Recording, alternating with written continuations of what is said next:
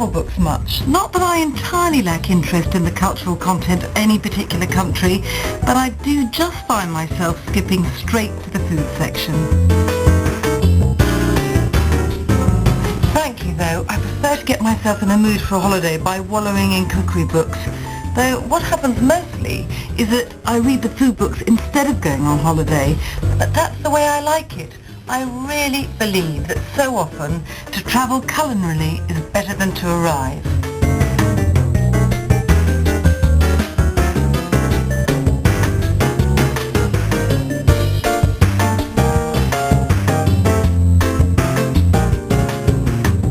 Call me Scheherazade, but just the idea of this saffron-scented chicken pilaf makes me feel that I should be in turquoise gauze and jewelled slippers.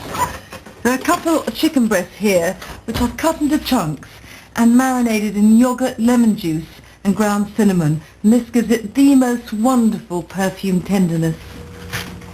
I use basmati rice in this pilaf because I like anyway its wonderful fragrance, but here it's lit up with saffron and studded with nuts and these bits of chicken toasted until bronze. But it is saffron scented, so the keynote is saffron. These lovely burnt brick red strands. I'm going to add the saffron straight to the stock because this way you get all the goldenness and flavour permeating through the pilaf later.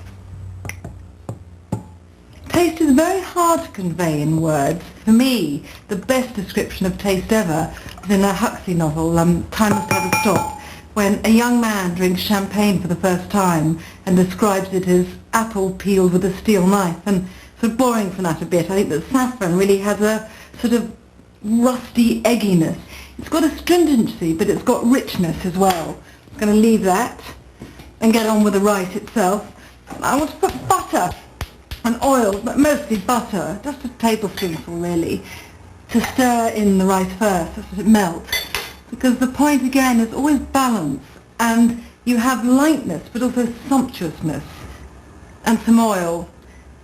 This doesn't make it sort of heavy, it just adds slight richness, and I want this. There's something about a pilaf anyway which is a feast. And I've got a litre of stock, so I need half that amount, so 500 grams of rice, basmati.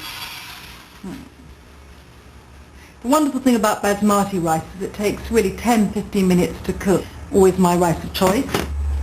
And just toss into the butter, stir through just till it gets coated lightly and is glossy.